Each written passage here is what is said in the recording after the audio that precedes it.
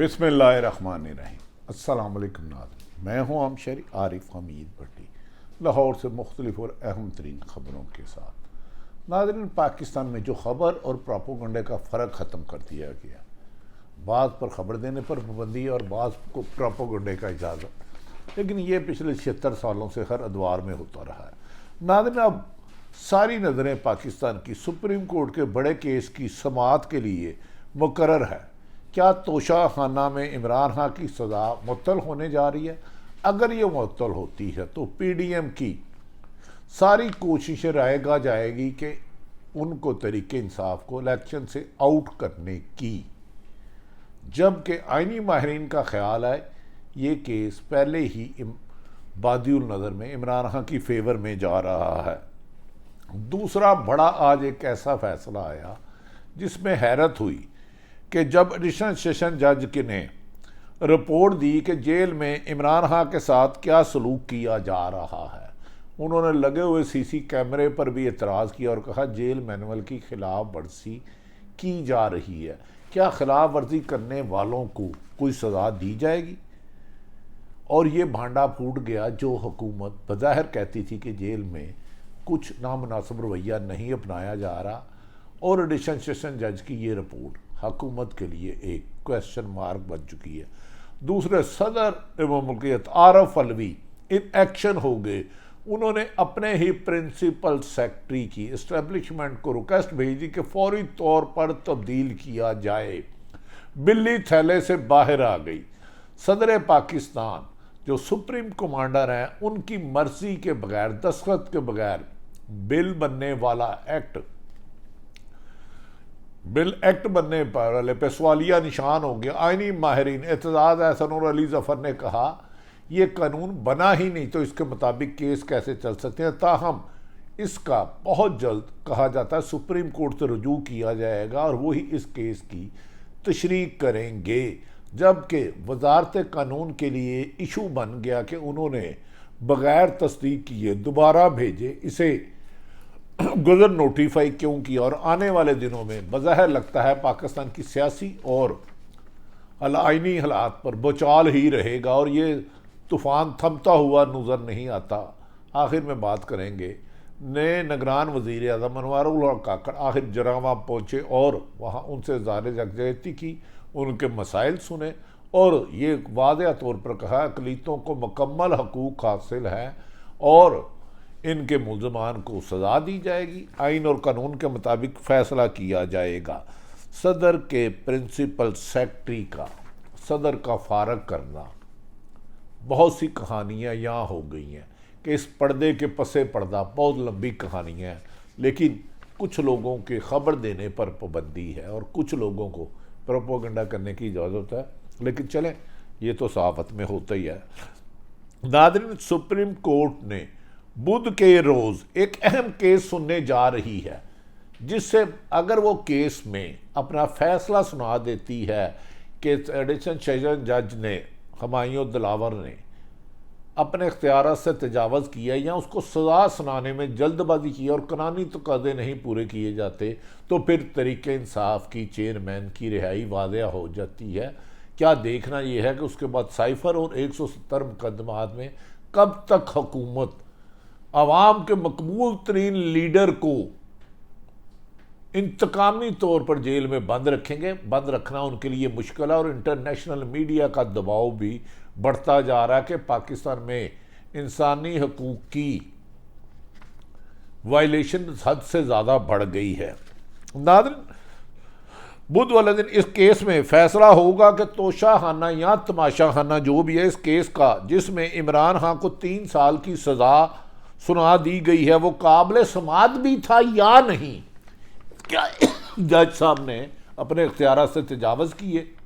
کیا انہیں حق دفاع اور اپنے گواہ پیش نہ کر کے انہوں نے قانون کی خلاف ورزی کی؟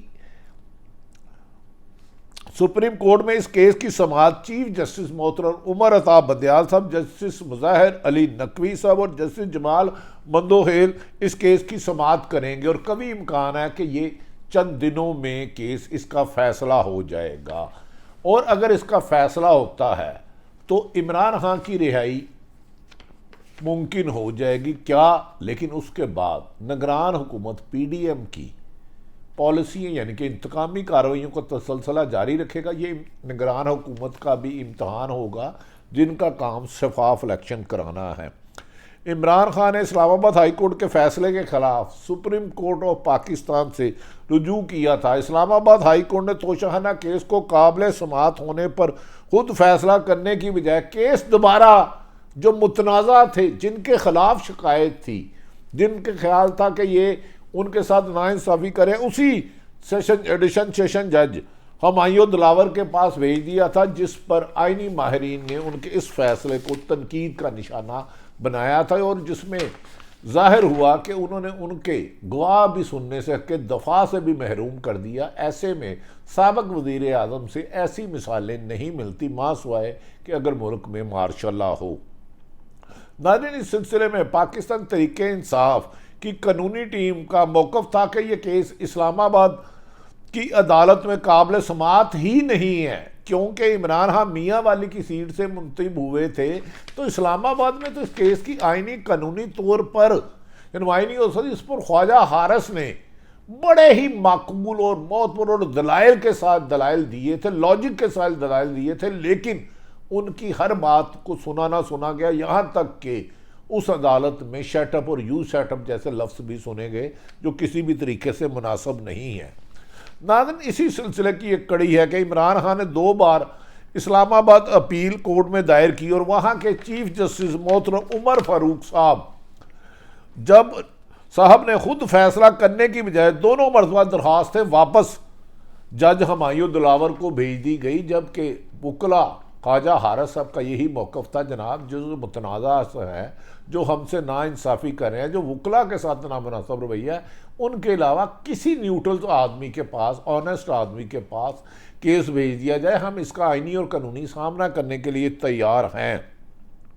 لیکن ان کی بات نہیں سنی گئی، اسی لیے اب تحریک انصاف کے وکلا کو سپریم کورٹ کے دروازے پر دستک دینا پڑی۔ اگر سپریم کورٹ اس نتیجے پر پہنچ جاتی ہے کہ پہلے اس کیس کی قابل سماعت ہونے کا فیصلہ ہونا چاہیے، اور پھر اس کے بعد توشہانہ کیس میں سنائی جانے والی سزا یقینی طور پر برقرار نہیں رہ سکے گی۔ اگر یہ قابل سماعت ہی نہیں ہے کیونکہ میاں والی سے کامیاب ہوئے اسلام آباد کیس ہی نہیں چل سکتا، تو وہ سزا آٹومیٹکلی ختم ہو جائے گی، اور یہ تحریک انصاف کے لیے ایک بڑی فتح ہوگی اس حبس اور ناانصافی کے دور میں۔ جیل میں عمران خان کو کس حال میں رکھا جا رہا ہے؟ ناظرین، اس پر ہم اپنے ناظرین کو بروقت معلومات فراہم کرتے رہے ہیں کہ ان کو بنیادی جیل مینول کی حقوق کی وائلیشن کی جاتی رہی ہی ہے، جس پر وہ ان کی اہلیہ نے ہوم سیکرٹری کو بھی خط لکھا کہ جیل حقوق کی، جیل مینول کی وائلیشن کی جا رہی ہے، انتقامی نشان کا نشانہ بنایا جا رہا ہے، جبر ظلم کیا جا رہا ہے۔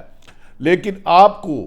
کافی دن پہلے بتایا تھا کہ عمران خان کو شیونگ کٹ یعنی کہ شیو کرنا، شیو بنانا ہر قیدی اور ملزم کا حق ہے،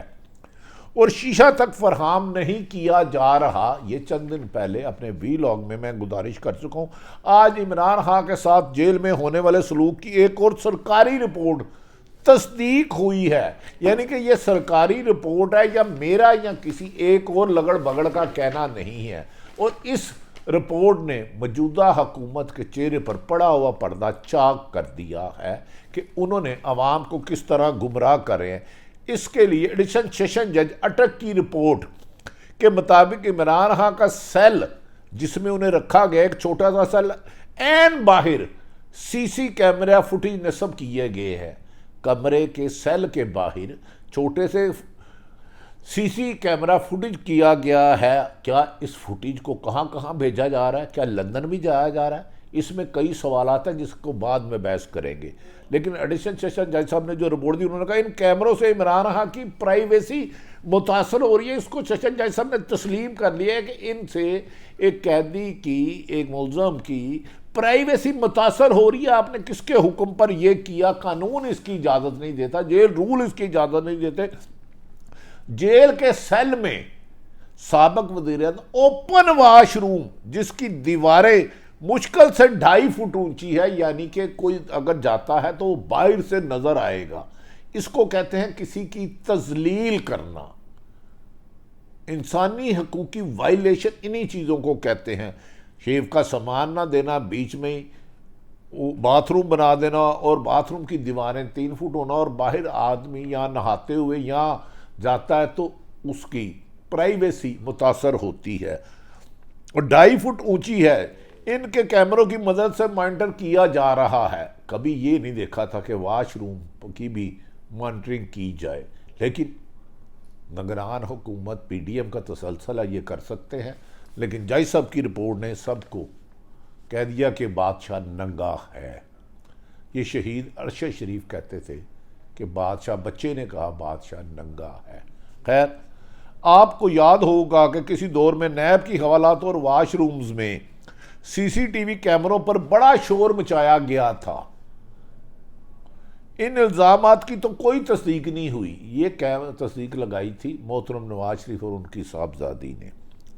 لیکن عمران خان کے سی سی ٹی وی کیمروں کی مانیٹرنگ کی سرکاری رپورٹ میں تصدیق ہو گئی ہے۔ سنتا جا شرماتا جا، یہی نوابزادہ رسول اللہ نے کہا تھا۔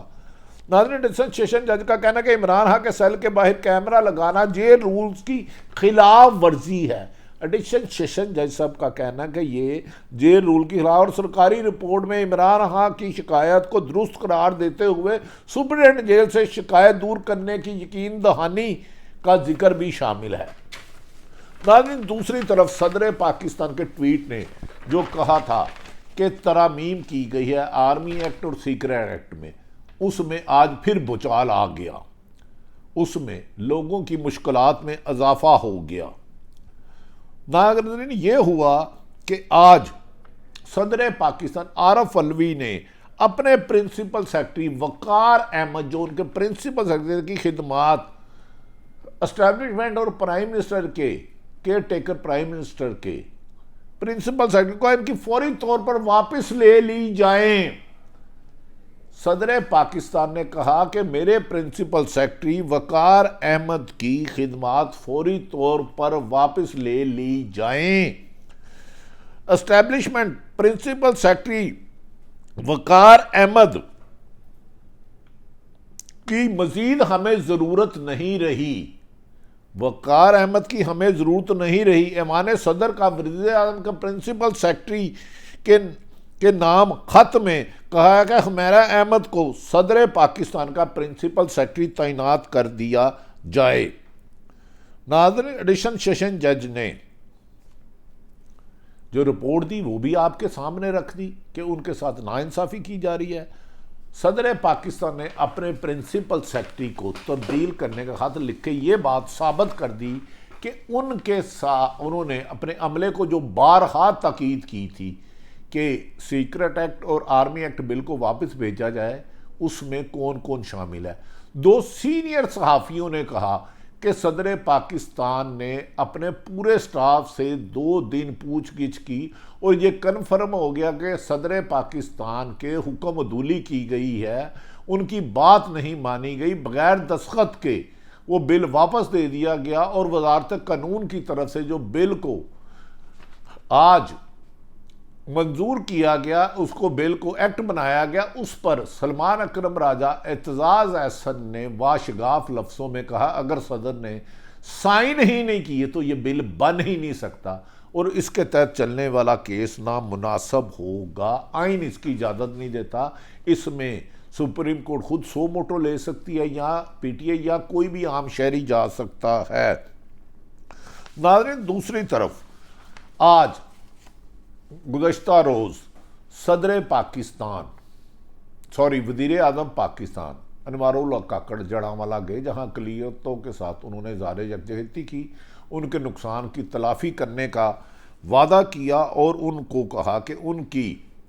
تمام اقلیتوں کی جان و مال کا تحفظ حکومت کی ذمہ داری ہے، اور تمام ملزمان کو قانون کے مطابق سزا دی جائے گی اور نقصان کا ازالہ کیا جائے گا۔ دوسری طرف وہ جو ابھی قانون مشکوک ہے، اعلیٰ آئینی ماہرین کے مطابق اس کے تحت شاہ محمود قریشی کا 4 دن کا ریمانڈ دے دیا گیا ہے۔ لگتا ہے کہ اگست میں دم مست کلندر ہونے جا رہا ہے، اور ستمبر اگلا مہینہ ستمگر شامل ہوگا جو انسانی حقوق کی وائلیشن کر رہے ہیں۔ ناظرین، انصاف کے تقاضے یہی ہیں کہ حکمران کوئی بھی ہو لیکن عوام سے نا انصافی نہیں کی جا سکتی، ملک کو آئین اور قانون سے چلا کر ہی۔ دوسری طرف ناظرین، 76 سالہ دور میں جتنے قرضے تمام حکومتوں نے لیے، جتنے پاکستان تحریک انصاف نے 3.5 سال میں لیے، 16 ماہ میں پی ڈی ایف کی حکومت نے اس سے کئی گنا قرضہ دادا لے کر پاکستان کا ریکارڈ کام کر دیا گنز بک ورلڈ میں کہ انہوں نے سب سے زیادہ 76 سال میں مختصر عرصے میں قرضے لیے ہیں۔ اور اس ملک کی اکانومی کو بہتر کرنے کے لیے پاکستان میں اہم مشاورت شروع ہو چکی ہے کہ سیاسی استحکام لا کر معاشی استحکام کی طرف بڑھا جائے۔ اللہ تعالیٰ پاکستان کا حامی و ناصر ہو۔ پاکستان زندہ باد۔